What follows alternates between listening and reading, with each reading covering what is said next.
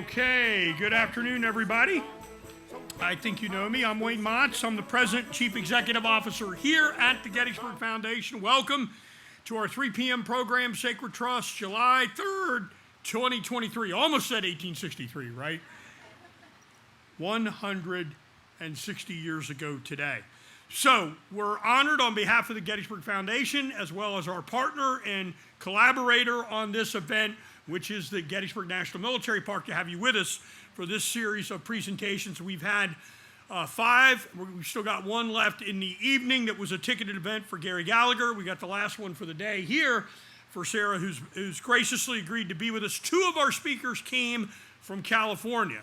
So Sarah, who is up at Buffalo, went all the way to California for a conference. We wanted her here, and she graciously agreed to come here before she goes home, right? You haven't even been home yet.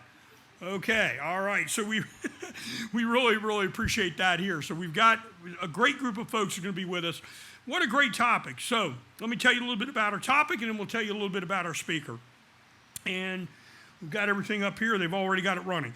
We're all familiar with the empty sleeve, but the American Civil War affected bodies in countless ways, many of them misunderstood by society and understudied by historians. In this talk, Sarah Handley-Cousins will use the example of Joshua Lawrence Chamberlain to illustrate the complex experiences of disabled soldiers and veterans of the Union Army in the Civil War. Joshua Chamberlain, of course, all of you know, July 2nd, 1863 here at Gettysburg. Sarah is an assistant teaching professor at the University of Buffalo, and she specializes in gender, medicine, and disability. She is the author of Bodies in Blue, Disability in the Civil War North, published by the University of Georgia Press in 2019. And by the time she gets done talking about this, you got to run in and get your copy. And she's going to be here to sign it. So without any further ado, please welcome Sarah Handley-Cousins to the podium. All righty, come on up. Of course, yeah, thank you so much.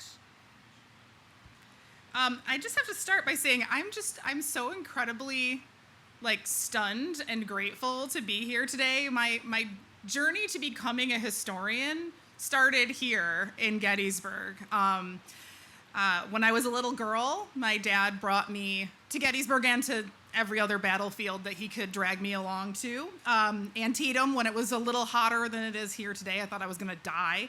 And then in 2005, I had the chance to study here at Gettysburg College. They used to have a program called the Gettysburg Semester, and this was my study abroad. All my friends were going to France and things, and I came to Gettysburg. So it's really genuinely a dream come true to stand here on this ground and be able to talk to you about my research. So I thought that I would talk to you a little bit today about my research on disability during the Civil War and a little background on how I actually came to the project. So, in 2015, PBS premiered its American history response to the blockbuster British hits like Downton Abbey and Victoria, which was called Mercy Street. Did anybody watch Mercy Street? Yeah, this is the crowd, right? If you haven't, it's worth it. The show, which one historian dubbed Grey's Anatomy in Crinolines, was essentially an 1860s hospital drama, complete with medical mysteries and romantic subplots. The showrunners worked with historians and museum curators to make sure that the show was not only accurate, but also grounded in very current scholarship. So for instance, those of you who have seen it will probably recognize what episode I'm talking about. There's a story, a plot line in it about a smallpox epidemic that takes place in a contraband camp near the hospital there in Alexandria. And that story was really drawn directly out of Professor Jim Downes's work in Sick from Freedom. Some of you may be familiar with his very excellent book.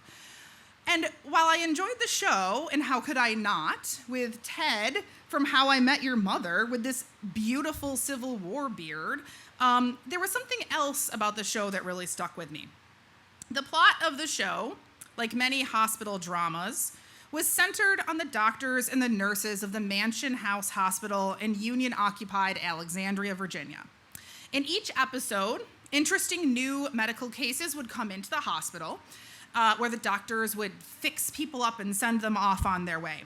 So essentially, each one of these bloody soldiers served as a problem for the doctors to solve. My favorite example, this young man who comes into the hospital literally glued to the American flag with his own blood. They can't get it out of his hands because it's fused to it. And I have to admit, when I was first watching this, when it was first airing, I went on Twitter and I was like, this is the most ridiculous thing I've ever seen. This is so over the top. I'm like really ripping into it. The National Museum of Civil War Medicine, just down the road, tweeted back at me and said, no, actually that came out of our archives. It's a real story. I was like, oh, okay, I guess I'll shut up. Anyway, so in watching this, what struck me as so telling about the show wasn't its sometimes overwrought dramatic plot lines, but actually that despite all of its attention to modern Civil War scholarship, it was telling a story where wounded and disabled soldiers were either objects of medical fascination or symbols for the suffering of the war.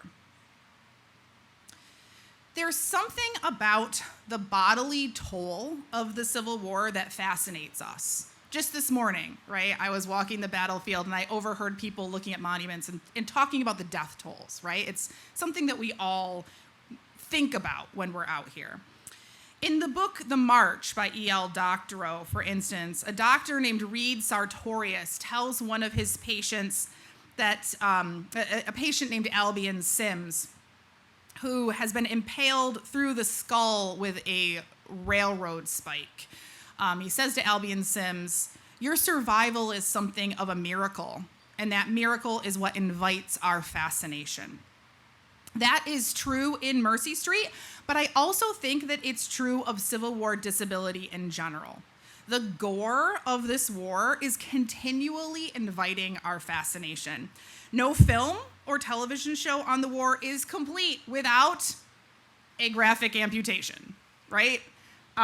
One of my personal favorites, Phoebe in Friends, up there regressing through her past lives, remembers that she has been a nurse. I'm not sure at what battle, but she was amputating, and then both of her arms end up falling off. It's a whole thing. And of course, this is from Mercy Street, and this is from Gone with the Wind. No battlefield tour is quite finished without a description of the slick of blood on the floor in the field hospital, right? I've had that experience right here in Gettysburg, right? Touring some of the farms and the houses that were used as field hospitals after the war, talking about, how thick the blood was on the floor. This talk is going to be pretty bloody, I should say that. Museum exhibitions draw patrons to gaze at soldiers, some of them partly nude, displaying their suppurating wounds or their prosthetic limbs for the camera. And indeed, I have a clear memory, actually, when I was here living in Gettysburg, watching a reenactment of an amputation during a living history event that was staged for Parents' Weekend. Like, this was the event that they were going to put on for our parents. So there's just something about the way that the Civil War destroyed men's bodies that draws us in. But even though we have this fascination with the bodily destruction of the Civil War, we still actually know relatively little about real wartime disability. What I mean is, while it's really common to catch glimpses of injury and illness in our history or in our media, those glimpses are usually there either to discuss the medical history of the war by focusing sort of on the doctors, or to illustrate overall the destructiveness of the war. Historians have very rarely looked at disability as disability. In other words, they've rarely tried to understand disabled soldiers and veterans as actors themselves. And this actually fits, to go a little theoretical on you, this actually fits very squarely into a traditional and most historians would say outdated today way of thinking about disability as an individual medical problem under the purview of doctors that should be cured whenever possible. Within disability studies, this is what we call the medical model of disability. But disability scholars and historians, including myself, opt for what we call the social model of disability, which is a way of understanding disability as socially and culturally constructed, meaning that it's an identity or a category that shifts and changes over time and place and environment. But moreover, a particular goal of disability history is to place real disabled people at the center, not the doctors, not cultural depictions, right? The actual human beings. So that was my goal in my book, Bodies in Blue. I wanted to write something that examined the experiences and the lives of real disabled soldiers and veterans. I didn't want to simply be kind of looking at wounded and disabled soldiers as I saw them being used in Mercy Street, right, as kind of props to tell a different sort of story. I wanted to keep disability right at the center of that, of my focus. So, as I was starting to get my feet wet in the field and sort of feel my way towards a dissertation, and I should say I had no idea what to write about. Writing a dissertation is really hard and scary. And so I was kind of floundering around. And I was tremendously inspired by this wave of books that were coming out around that time by folks like Brian Craig Miller, Megan Kate Nelson, Francis Clark, Brian Jordan, some of these histories that you may have heard of, that had started to explore the issue of Civil War disability. But as I was sifting my way through them, I noticed something about all of them. They were all talking only about amputation. And I understand that my friend Allie Johnson was here the other day talking about amputation. Now I feel like I'm like talking back to her, but I promise, I love her work. This is not a criticism. But at the time, and this was before Allie had published, as soon as I realized this, I kind of stepped back and looked at the field and realized, oh, everything about Civil War disability is actually about amputation. There is one exception to that, and that's psychiatric disability, mental illness, what we would think of today as post-traumatic stress disorder, which I'll kind of circle back to and mention just again at the end. But there was also a little bubble of work coming out on that as well at that time.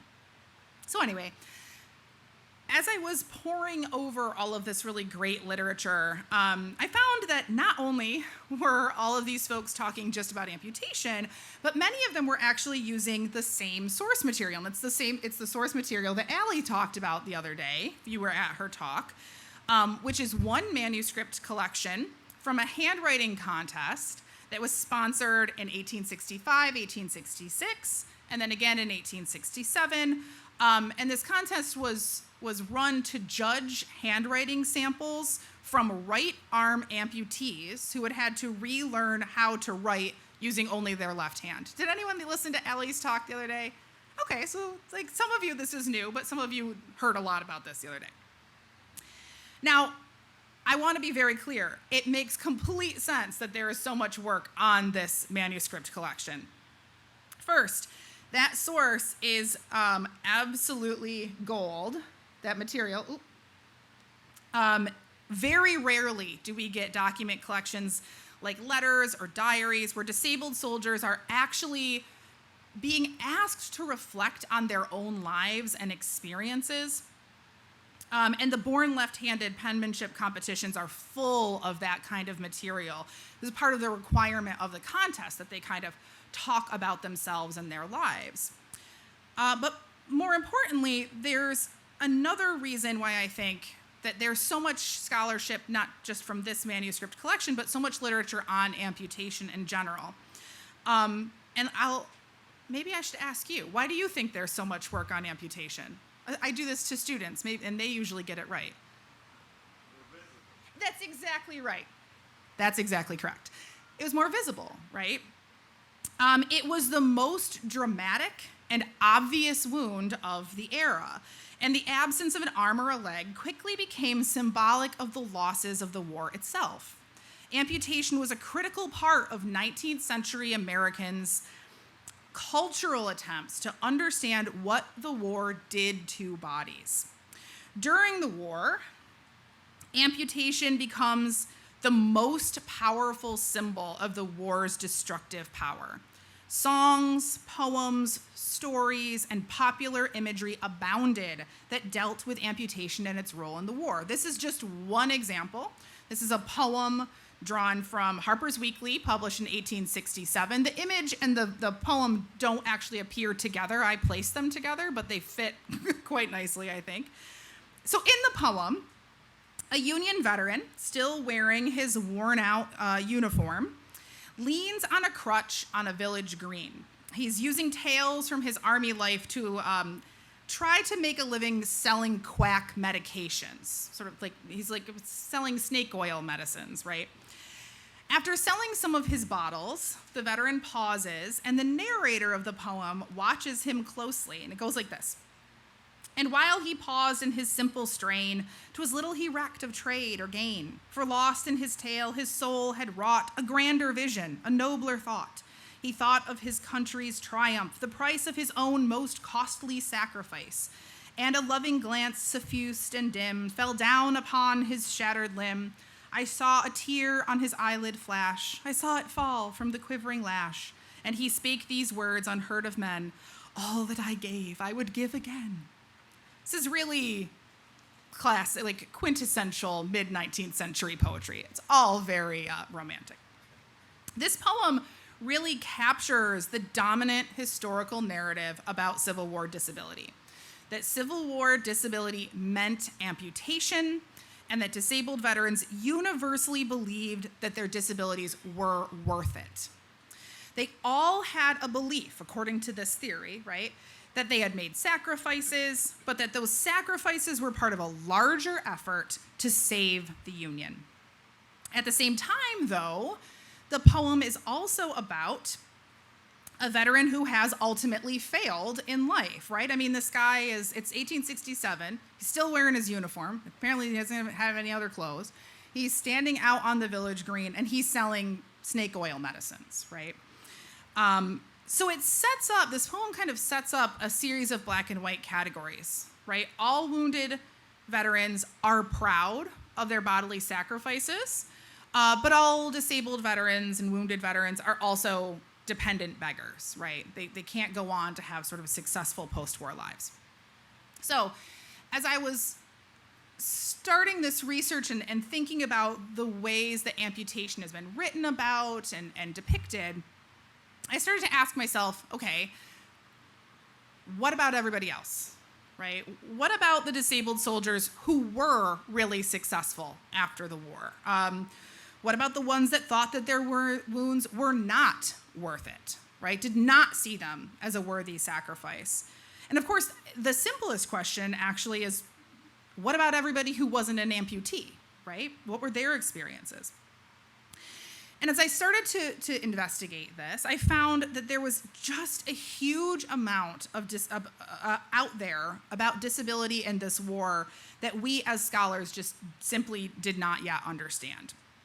For instance, just by looking at statistics about amputation in the Union Army from that giant medical compendium that's published after the war called The Medical and Surgical History of the War of the Rebellion, I found that while 281,881 Union soldiers were wounded and survived the war, of that number, only 20,802, or roughly 7%, were amputees. So why is it that this disability that affected only 7% of wounded veterans holds such a powerful place in our consciousness and all this other stuff is virtually ignored, right? And it's not that amputation didn't generate social anxiety or pose serious challenges for the people that experienced it, right? Many scholars, like Brian Craig Miller, Megan Kate Nelson, Frances Clark, that I mentioned before, have all demonstrated that it absolutely did. But however, as the impairment most closely associated with the war, I argued in my book that amputation just didn't raise the same questions about legitimacy and worthiness raised by by less straightforward ailments. Civil War Americans saw amputees in the pages of their magazines, right? Like this from Harper's. Maudlin songs made them contemplate the tragedy of the empty sleeve. And because of its high visibility, amputation made sense to Civil War Americans in a way that other disabilities just didn't make sense, right? It made sense that it was disabling. It made sense that it affected your ability to work. It made sense that the government should compensate you for your loss, right, in the form of a pension. So I'll give you a quick example. And sadly, I don't have pictures of these people. So instead, enjoy this picture of various Civil War disciplines that you could get if you were naughty, like standing on a barrel, one of my favorites, or carrying a log around. So in chapter 2 of the book, I write about the ways that disabled and sick soldiers tried to use their bodies as exculpatory evidence during court-martials. So for example, one soldier that I wrote about tried to argue that, tried to explain, well, I left my post without permission, but it was because I had diarrhea.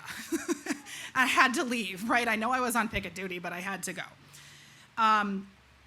And I found the story of a soldier named John O'Neill, who was court-martialed for punching his officer, Captain Graff, in the face.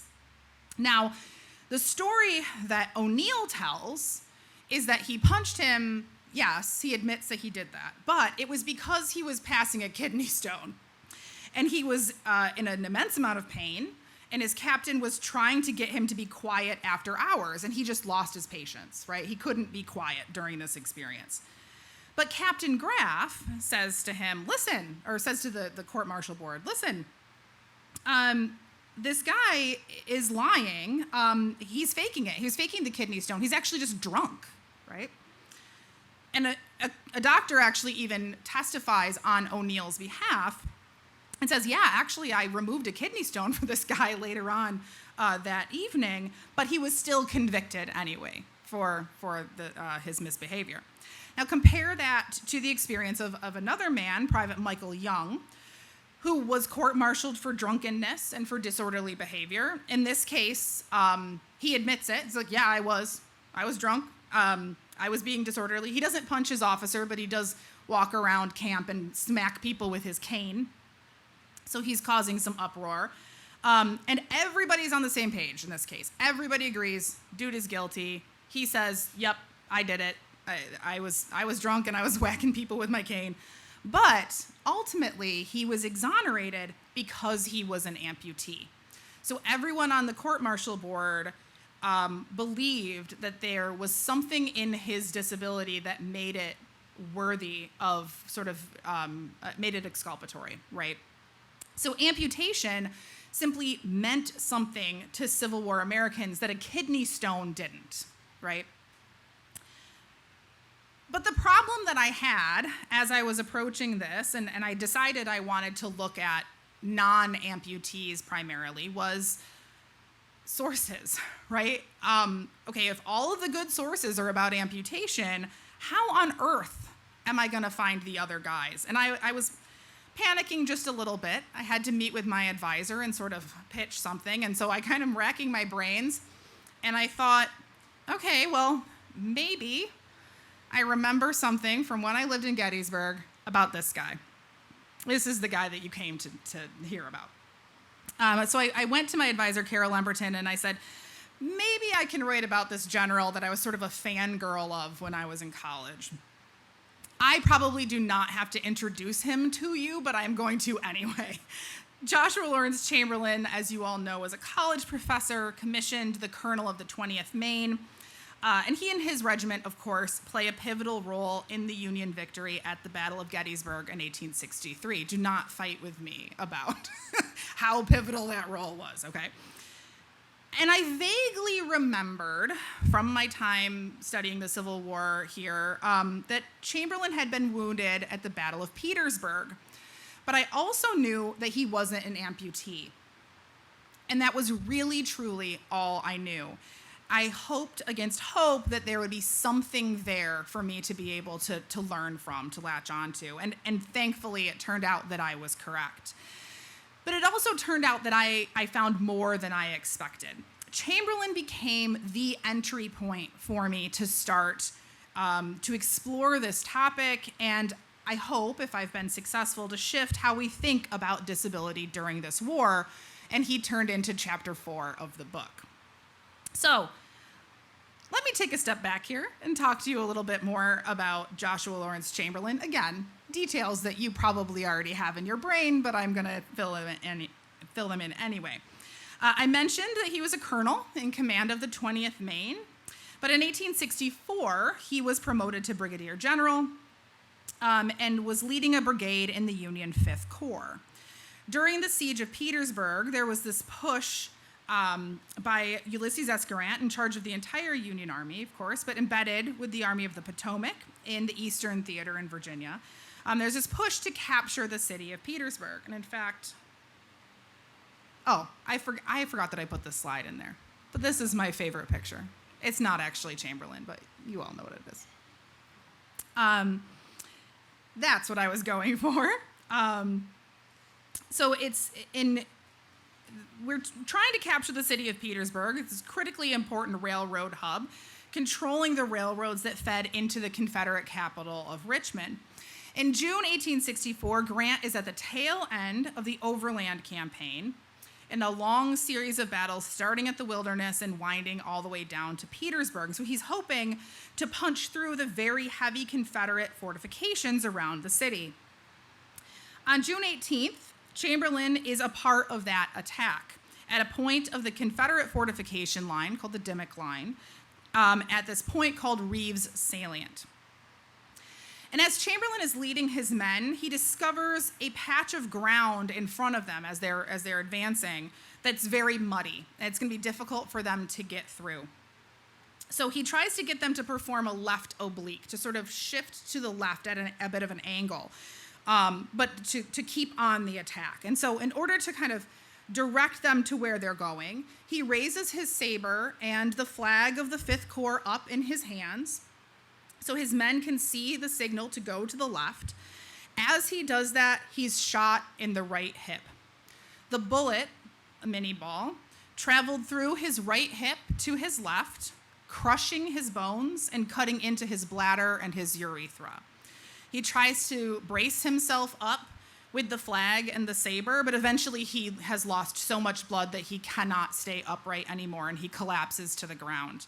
He later describes those agonizing moments this way. He writes, "I lay now straight out on my back, too weak to move a limb, the blood forming a pool under and around me, more blood than the books allow a man.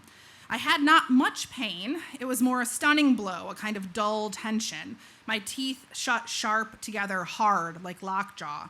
So I lay looking, thinking, sinking, the tornado tearing over and around. Dull, hoarse, faint cries in the low air, hisses, spatters, thuds, thunderbolts, mingling earth and sky.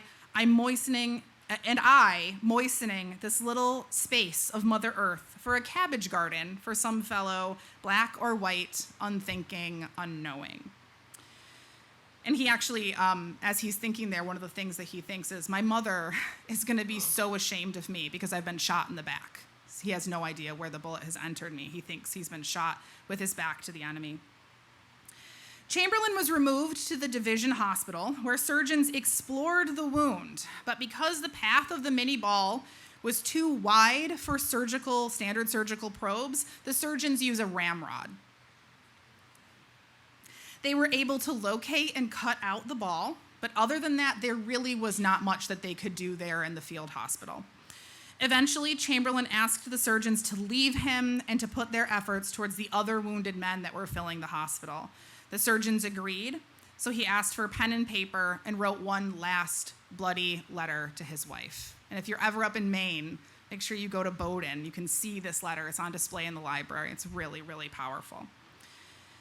But, as we all know, Chamberlain did not die that night.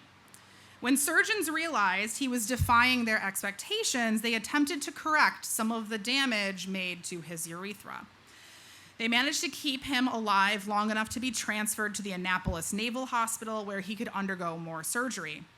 He writes later, For 2 months, I was wrestling at the gates of death in agonies inexpressible, convulsions, death chills, lashings, despairing surgeons, waiting embalmers, through this valley of the shadow of death in 5 months back in front of my men. He served out the remaining year of the war, was promoted twice for bravery, was present, as he would tell you if you met him at any point after this, at the passing of the armies, after the surrender at Appomattox, and left the Army in 1865 as a brevet major general. When Chamberlain returned to his civilian life, he seemed like the embodiment of everything an ideal Union veteran should be.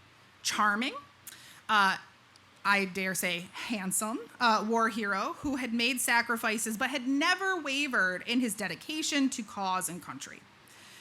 During his 3 years in the Army, he played a critical role in numerous battles, was wounded 6 times, and was seriously ill twice. Each time, he returned quickly to the field and rose through the ranks. After the war, he leverages that reputation to win 4 years as the governor of Maine, followed by 12 years as the president of Bowdoin College. He was adored among Civil War veterans, wrote extensively about the war, and regularly served as a featured speaker at commemorations and encampments. But underneath Chamberlain's blue uniform and his fine suits, the wound from Petersburg quietly tortured him. Because of the damage to his urethra, he had required the use of a catheter after he was wounded.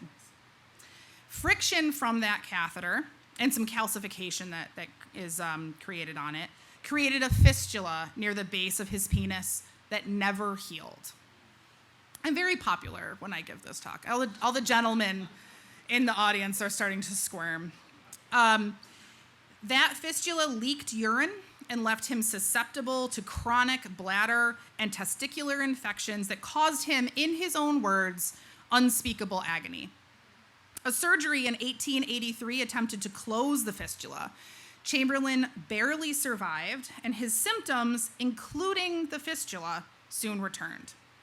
Over the next 30 years, recurring infections plagued Chamberlain's self-described weak spot, leaving him often incapacitated. A pension examiner, I'll go back to that in 1 second. A pension examiner, this is the sort of illustration that the pension surgeon, examining surgeon would have to fill out. You can see his illustration there of the entry and exit wounds. A pension examiner noted in 1893 that painful adherent scars restricted his mobility. His testicles were permanently and painfully enlarged, and his penis was non-functioning. When he died in 1914, it was of an infection of that wound. So he was a casualty of the war. It just took him 50 years to die. However, and I said I'd go back. This is a picture from the Chamberlain House Museum in Brunswick, Maine, which I highly recommend if you're up that way. They have not only his boots, but also, if you can see here, that's the ball. That's the bullet. That's the mini ball that they removed and that he kept. Despite his chronic pain, the recurring infections, his limited mobility, and other disabling symptoms, Chamberlain struggled to get adequate pension funding from the federal government.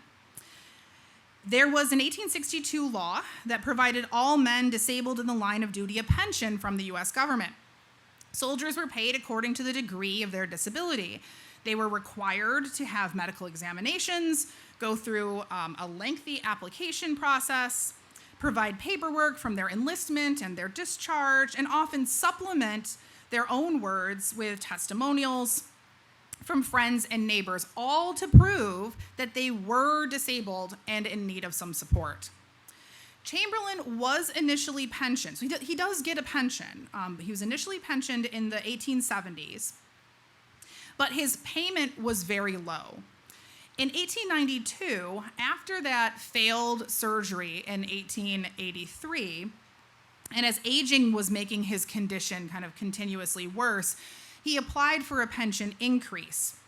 And despite his apparent success in life after the war, he did need the money. His wife, Fanny, was going blind, and his son, Willis, just never moved out and never really held down a job. So Chamberlain really did need the cash. While it was routine for men to request increases as the status of their disability changed over time, the Pension Bureau had exacting standards of proof. In particular, they looked for disabled veterans who were essentially helpless.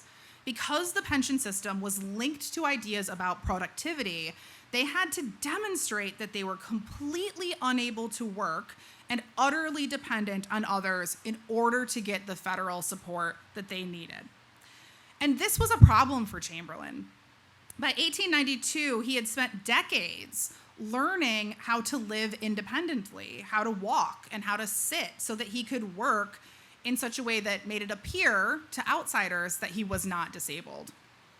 This is a picture also from the Chamberlain House Museum in Brunswick. On the left there, you can see a big velvet-looking chair.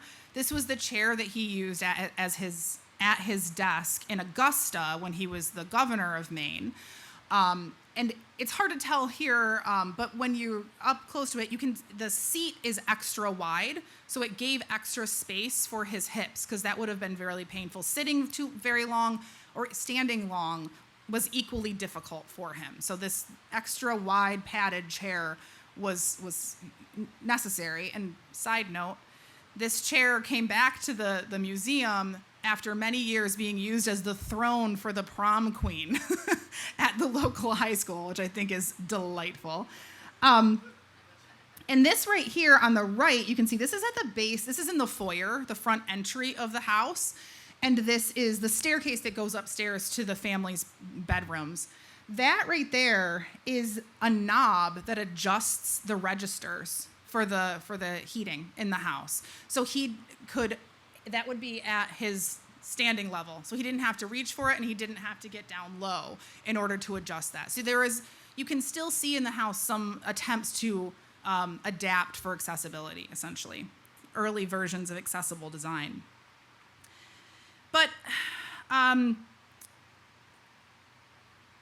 because of all this, because he had adapted his life, right, it made it always appear that he was not disabled.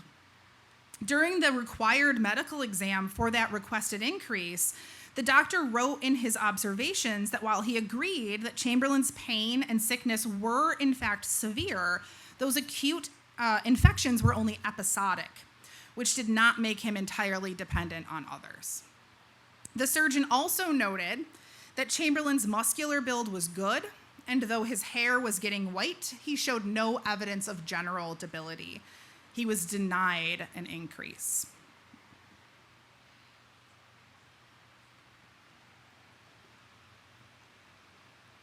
But another pattern emerges in the pension applications as well.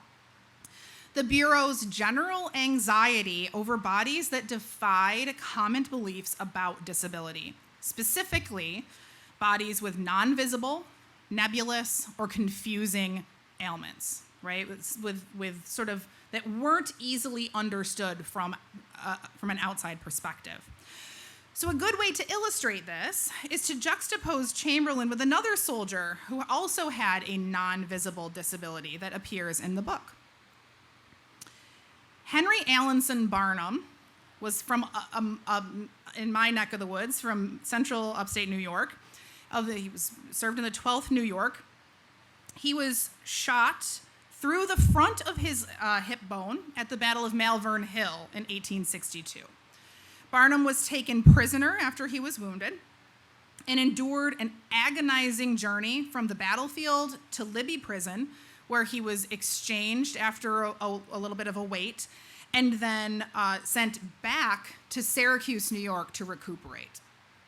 Unsurprisingly, during those many weeks of waiting and traveling and getting sort of sporadic medical care, infection set into that wound. So in order to save his life, a physician cleaned the wound of bone fragments and instructed Barnum to wear a kind of soft fabric plug to keep that wound open and draining.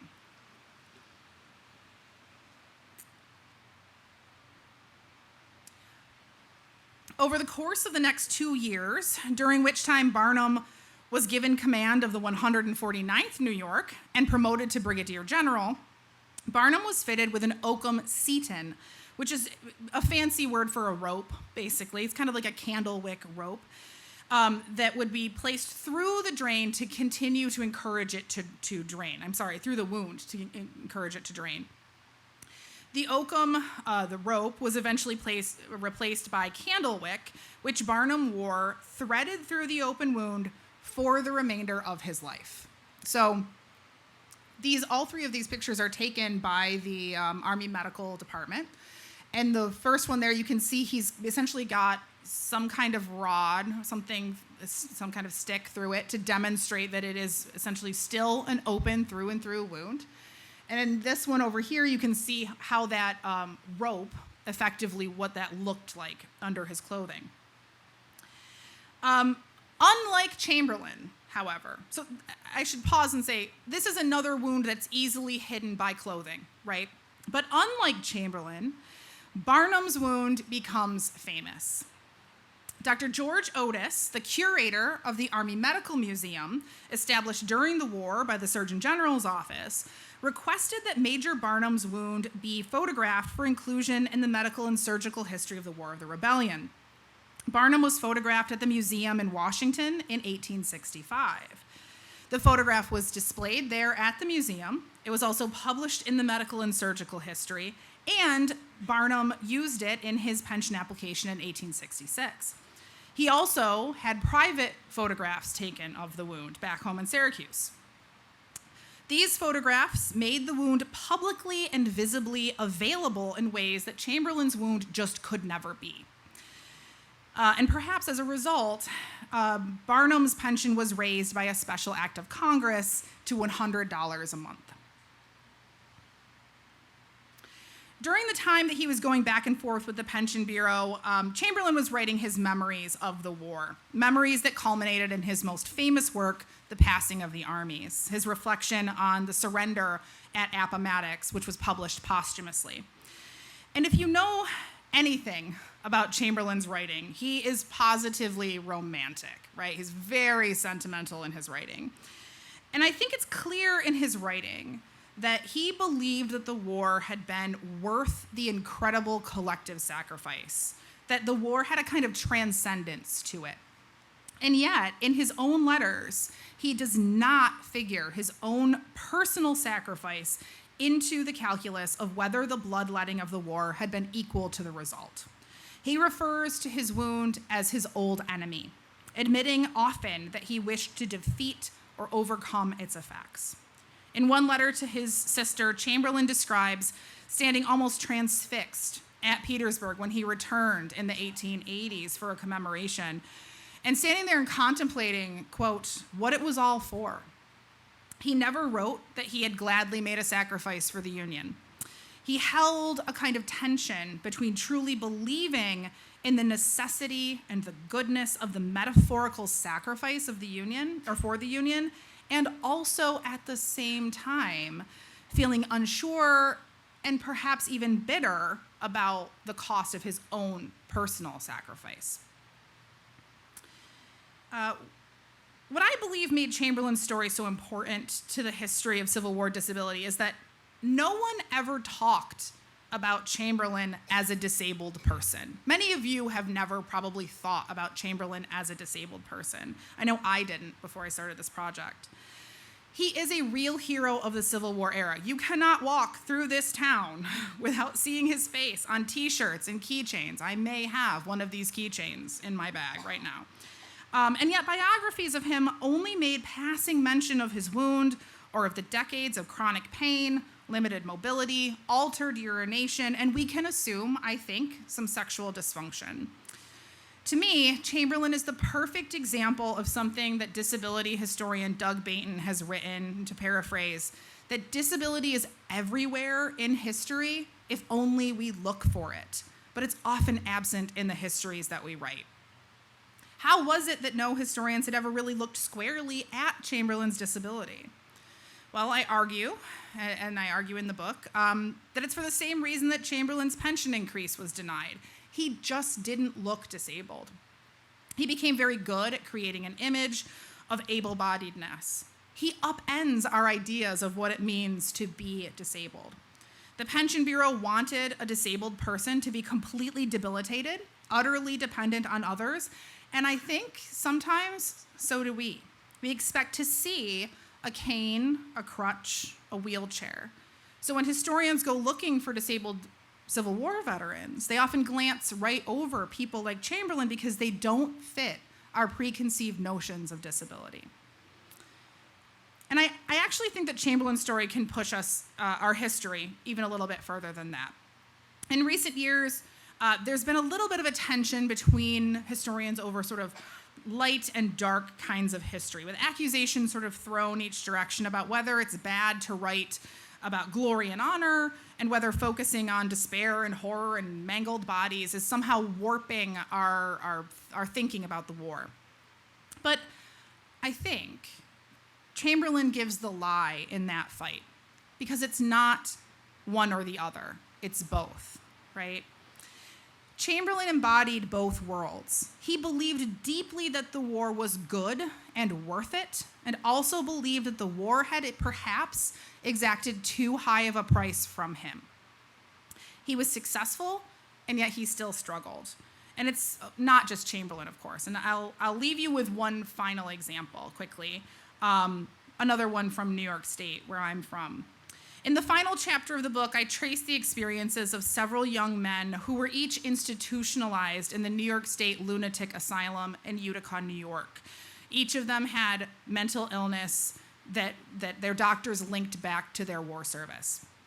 And one of them was a young man named Daniel Folsom, who verged on suicidal. At one point, he actually begged asylum attendants to kill him and put him out of his misery. Now, if I end the story right there, that's awfully bleak, right? A young man whose life has been destroyed by this war. But Daniel's story doesn't end there. In 1864, he wrote to his sister from the asylum that he would, quote, try and be a man. And he did try. When he was released from Utica, he re-enlisted, fought well until the war ended, went home, married, and fathered 6 daughters. We are so primed to think about disability as intrinsically bad that we assume that someone like Daniel would be utterly ruined by that experience. We believe that disability is a stable, unchanging reality. And so we would tend to think that once you're institutionalized, you're profoundly mentally ill forever. But Daniel shows us that's not true, just as Chamberlain shows us that sometimes disability looks a lot different than we assume. So instead of thinking in terms of dark and light, I propose that we think of them as 2 sides of the same coin. We can't have one without the other. Disability, in all of its complicated, diverse forms, is a necessary result of warfare. If we want the glory and the righteousness of this Civil War, we also have to grapple with the physical and mental toll that were necessary to achieve them. So, thank you.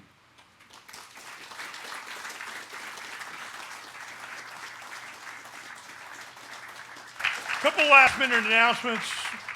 We want to thank Dr. Handley-Cousins for coming in to be with us here at Sacred Trust. We have one program left for those of you that are ticket holders this evening. Dr. Gary Gallagher will appear. He will be here to sign books. If you hold tickets from 6 to 6:45, and then he will be giving his talk at 7 o'clock here in this building, the last Sacred Trust program we have. We want to thank all of you for coming to attend. Thank you for your support of the foundation. If you're not a member of the Gettysburg Foundation, the folks at the Friends Desk would be happy to make you a member, and you can help support all of these programs that are here. For us and for the Gettysburg National Military Park, thank you so much for being with us. Thank you for your support, preserving and educating about Gettysburg. Thanks.